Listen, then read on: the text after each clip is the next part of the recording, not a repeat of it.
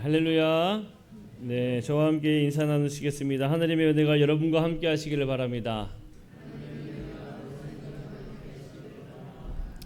네, 오늘은 성령 강림후 제7주가 됩니다. 무더운 날씨 속에 무엇보다 시원하게 하시는 하나님의 큰 은혜가 언제나 가득 넘치시기를 축복합니다. 네. 오늘 우리에게 주는 성서 일과에서는 말씀들이 다 기도에 관련된 말씀들입니다. 창세기에서 아브라함이 하나님께 기도하는 내용이 담겨 있고요. 그리고 누가복음에서도 예수님께서 제자들에게 기도에 관련하여서 가르쳐주고 있는 내용이 담겨 있습니다. 우리는 함께 읽었던 창세기의 내용과 누가복음의 내용을 토대로 하여서 우리가 기도에 관련된 기도에 관해 함께 나누기를 원하는데, 특별히 하나님이 응답하시는 기도는 어떤 기도냐라는 것을 우리가 함께 나누기를 원합니다. 우리가 지난 시간에도 창세기의 본문 우리가 기억하실까요? 마므리 상수리 나무 아래에서 아브라함이 가만히 쉬고 있을 때 나그네 3명이 지나가요. 아브라함이 마음을 다해서 환대하고 접대했던 이야기를 지난 시간 나누었습니다. 자, 오늘은 그 이후의 이야기가 오늘의 말씀의 이야기예요. 아브라함이 환대를 받은 이 세 나그네는 이제 소돔과 고모라를 향해서 떠나가야 됩니다. 근데 이 세 사람이라고 이야기하는 이 사람이라고 이야기하고 있지만 이 본문을 읽어보면, 우리가 함께 읽지 않았지만 내용을 한번 읽어보시면, 두 사람은 소돔과 고모라를 향해서 먼저 떠났고요. 그리고 한 사람이 남아서 아브라함과 대화를 해요. 그런데 이 한 사람에 대해서 성경은 뭐라고 이야기하냐면 여호와라고 이야기를 하고 있습니다.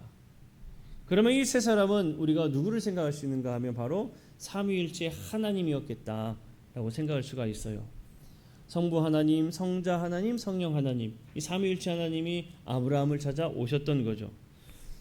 그리고 이제 환대를 받고 이 두 사람은 소돔과 고모라를 향해서 떠나가는데, 하나님이 아브라함에게 이 소돔과 고모라를 향해 가면서 뭐 감출 게 어디 있겠냐 하며 그 계획을 말씀을 하세요. 그 계획을 이야기하는데 다른 이야기가 아니었습니다. 소돔과 고모라의 죄악이 너무나 무거워서 그 부르짖음을 듣고 그 소돔과 고모라를 살피러 간다, 그렇게 이야기하세요. 살피러 간다. 자, 여러분 잘 기억하세요. 소돔과 고모라를 심판하러 가는 게 아니라 뭐 하러 간다고요? 살피러 간다라고 이야기를 하세요. 자, 그 이야기를 듣던 아브라함이요 뭐라고 대답하냐면, 창세기 18장 23절에 보면 이렇게 이야기를 합니다. 아브라함이 가까이 나가 이르되 주께서 의인을 악인과 함께 멸하려 하시나이까. 주께서 의인을 악인과 함께 멸하려 하시나이까, 이렇게 이야기를 해요. 자, 하나님께서 아브라함에게 그 어떠한 일이 일어날 것인가에 대해 말씀하실 때에 죄악이 심히 무거워 그곳을 살피러 간다고 말씀하셨죠. 하나님께서는 심판하겠노라는 말씀은 하시지 않았어요. 그저 그곳의 죄악이 심히 무겁다라는 표현만 하셨습니다. 소돔과 고모라의 죄악이 심히 무거워 그 부르짖음이 나에게까지 들렸다. 울부짖음을 들었다. 그래서 그것을 내가 확인하러 간다. 이게 하나님의 말씀이었어요. 그런데요, 아브라함은 오늘 대화 속에서 하나님에 대해서 어떻게 알았는가 하면, 하나님은 공의로우신 하나님이다 라고 여겼습니다. 왜 그러느냐? 하나님께서는 비록 심판에 대해서 말씀하시지 않았지만, 다시 한번 잘 들어보세요. 하나님, 의인을 악인과 함께 멸하려 하시나이까, 이 이야기는 그 안에 무엇이 담겨 있을까요? 하나님께서 소돔과 고모라에 가셔서 그곳을 심판하려고 하십니까? 멸하려 하십니까? 라는 대답이 들어있잖아요. 그러니까 아브라함은 하나님께서는 분명히 그곳을 살피러 가신다 말씀하셨지만 무엇이 있을 거라 여겼는가 하면 심판이 있을 것이다 라고 아브라함은 생각했다는 겁니다. 그러면서 아브라함이 하나님께 중보 기도하는 내용이 이제 시작됩니다. 하나님과 이 아브라함과 기도하며 대화체로 기록되어 있죠. 오고 가고 있는 걸 보게 돼요.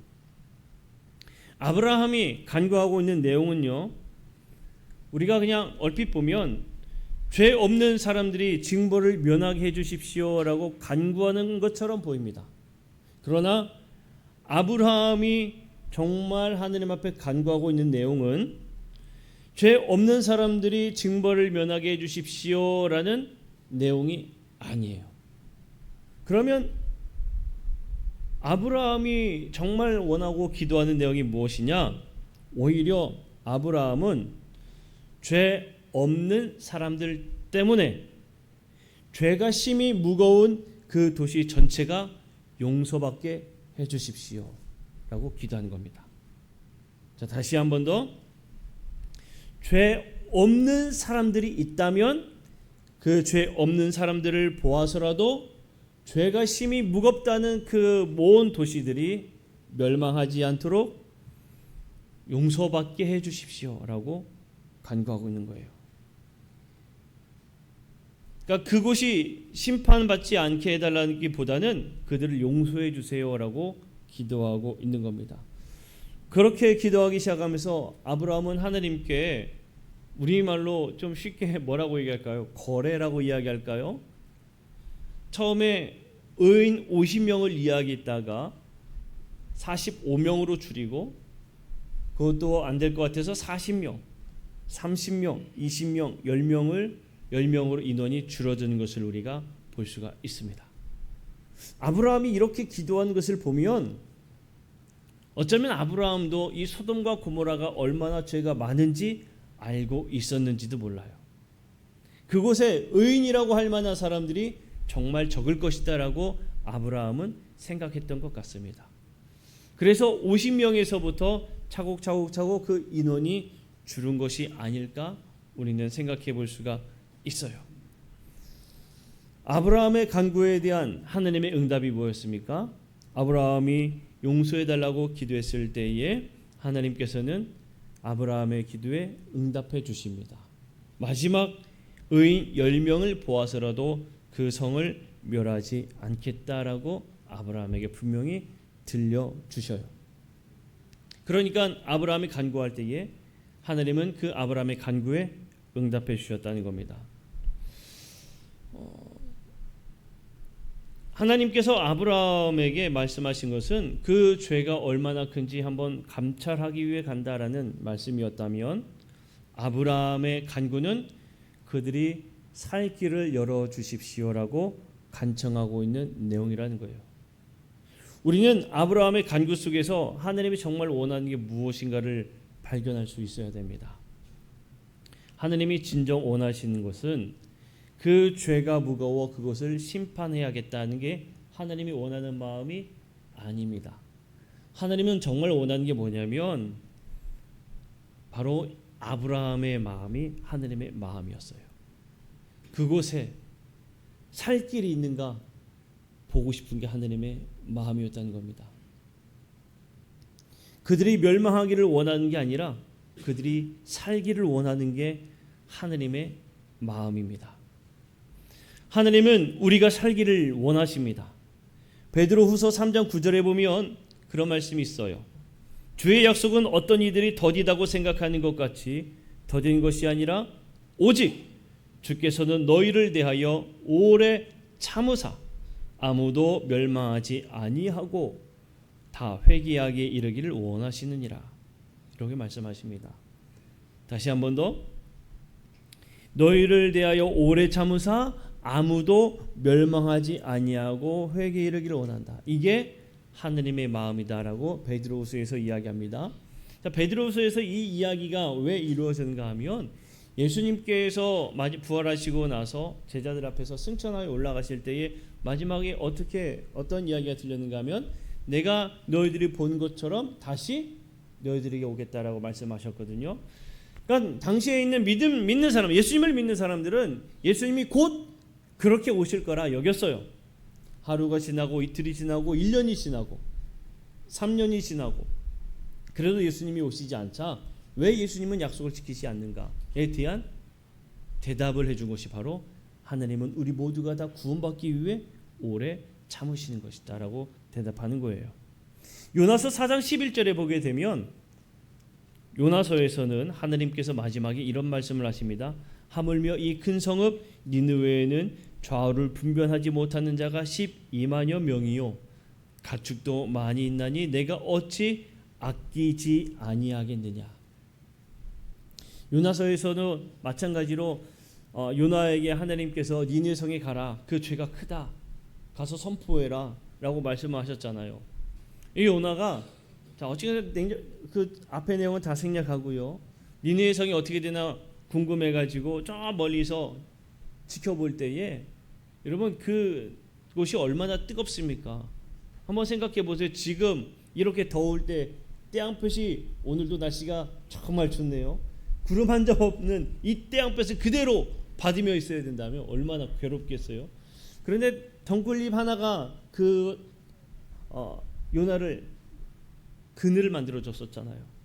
근데 그 그늘이 생겼다 없어지니까 아주 죽겠느라고 나를 죽여달라고 차라리 나를 죽이시라고 그렇게 이야기하던 요나에게 하신 말씀이에요. 니느웨 성에 그렇게 많은 사람들이 있는데 나 그 사람들 다 사랑한다. 이게 하나님의 말씀입니다. 하나님의 마음은 한결같은 겁니다. 하나님은 단 한 사람도 멸망받지 않기를 원하시는 게 하나님의 마음이에요. 아브라함이 이 마음을 알았던 것일까요? 글쎄요. 오늘 말씀을 통해서는 우리는 그건 알 수는 없습니다. 하지만 분명한 것은 무엇이냐? 하나님께서는 그 아브라함의 마음에 합했다는 겁니다. 아브라함이 간구하는 그 기도의 내용과 하나님의 마음은 합했다는 거예요. 그래서 아브라함이 기도할 때에 하나님께서는 그 기도에 응답해 주신 것입니다. 사랑하는 성도 여러분, 기도는 무엇이냐면 기도는 살리는 것이 기도입니다. 기도는 회복시키는 것이 기도입니다. 야고보서 5장 16절에 보면 그러므로 너희 죄를 서로 고백하며 병이 낫기를 위하여 서로 기도하라 라고 말씀하고 있습니다. 살리는 기도는 다름이 아니에요. 여러분 서로를 위하여 중보할 때에 그 중보의 기도가 서로를 살리는 기도가 되는 줄로 믿습니다. 누군가가 아픈 일이 있을 때에 누군가 병들어 있을 때 그를 위하여 기도하여 하나님 그가 병에서 낫기를 원합니다. 그 병에서 벗어나게 하여 주옵소서 기도하는 것이 바로 살리는 기도입니다. 하나님 누군가가 큰 일을 당해서 지금 괴로운 가운데 있습니다. 저 이웃이 저 형제가 저 자매가 그 괴로움에서 벗어나게 하여 주옵소서 기도하는 것이 바로 살리는 기도입니다. 아브라함이 기도하는 기도가 바로 그러한 기도였다는 거예요. 아브라함은 하나님 앞에 기도할 때에 그냥 기도한 게 아닙니다. 매우 간절히 기도했어요.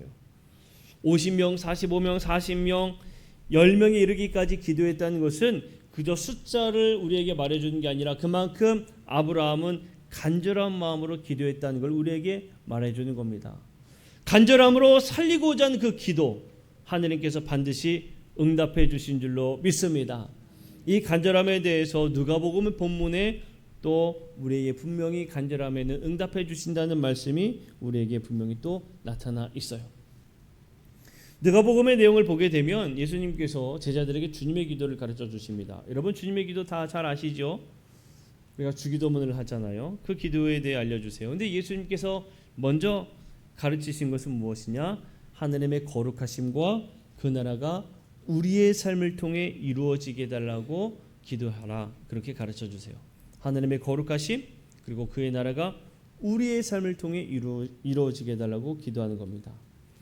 하나님의 거룩하심과 하나님의 나라가 임하는 삶은 다른 삶 어떠한 삶이냐면 바로 구원받은 자의 삶이 바로 예수님께서 가르쳐 주신 기도의 첫 내용입니다. 예수님은 가장 먼저 기도를 가르쳐 주신 것은 무엇이냐면 생명이 있는 길로 가는 방법, 구원을 구하는 방법을 우리에게 기도로 가르쳐 주신 거예요. 그리고 비유로 밤에 친구가 문을 두드릴 때에 대한 비유를 말씀하시죠.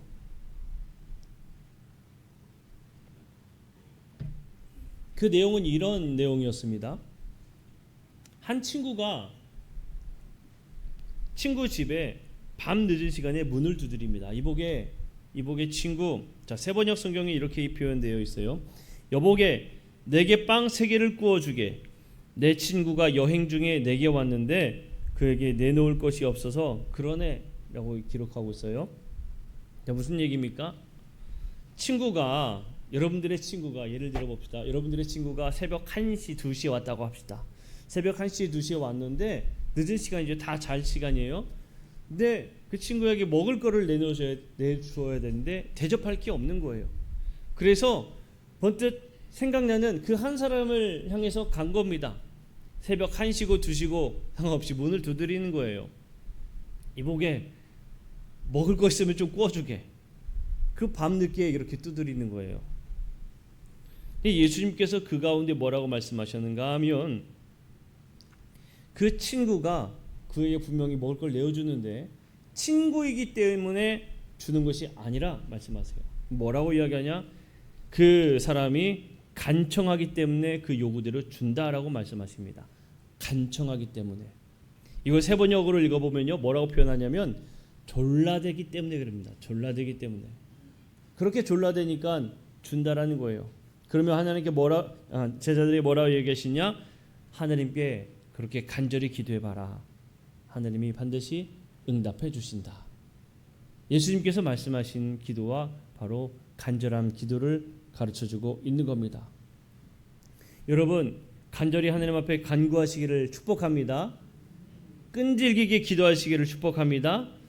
그 하나님께 구해야 될 것은 무엇이냐면 누가복음 11장 13절에 보면 이렇게 말씀하세요. 너희가 악할지라도 좋은 것을 자식에게 줄 알거든. 이런 표현을 쓰십니다.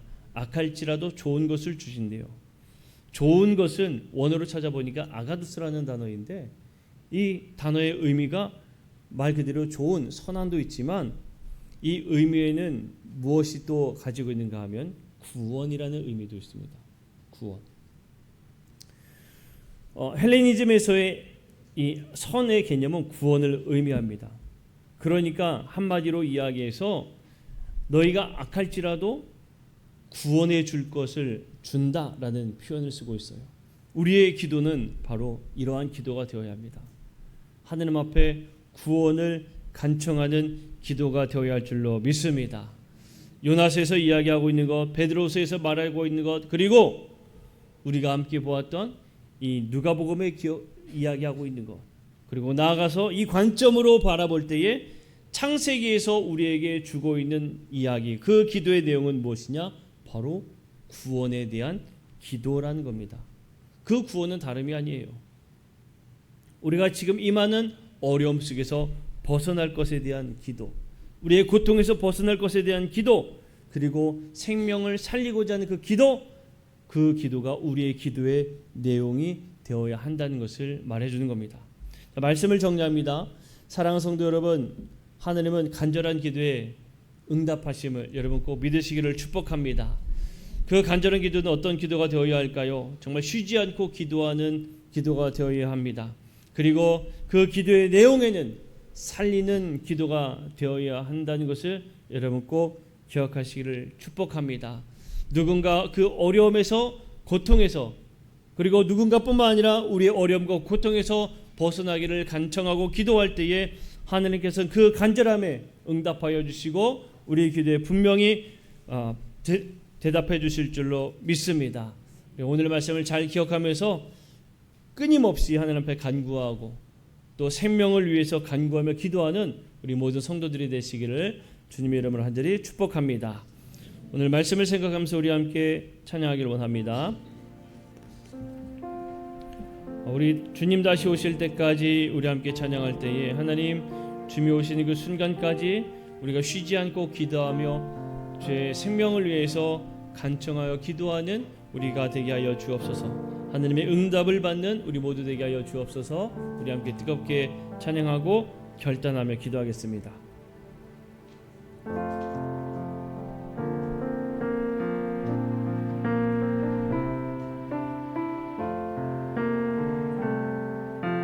주님 다시 오실 때까지 나는 이 길을 가리라.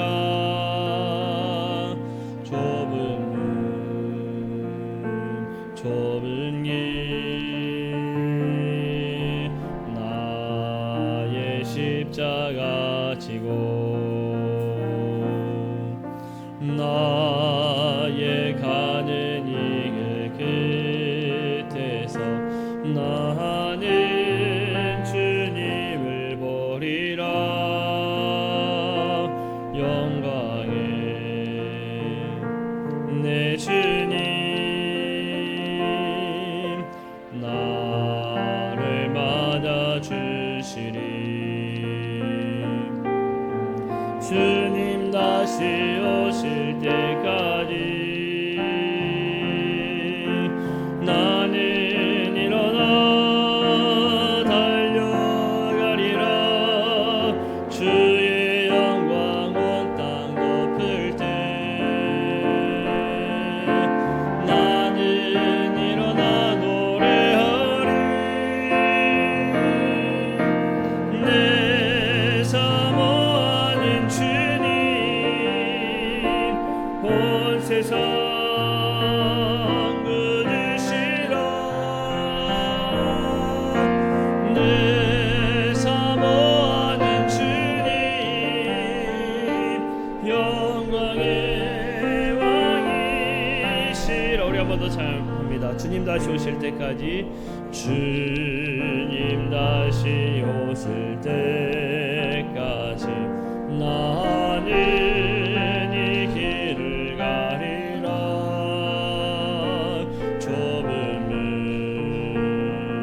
좁은 길 나의 십자가 지고 나의 가는 이 길 끝에서 나는 주님을 보리라. 영광의 내 주님 나를 맞아주시리. 주님 다시 오실 때까지 나는 일어나 달려가리라. 주의 영광 온 땅 덮을 때 나는 일어나 노래하리. 내 사모하는 주님 온 세상 그리시라. 내 사모하는 주님 영광의 왕이시라면 내 사모하는 주님 내 사모하는 주님 온 세상 그리시라. 내 사모하는 주님 영광의 왕이시라면 우리 함께 결단하며 기도할 때 하나님 주님 앞에 정말 끝까지 기도하는 기도자가 되게 하여 주옵소서.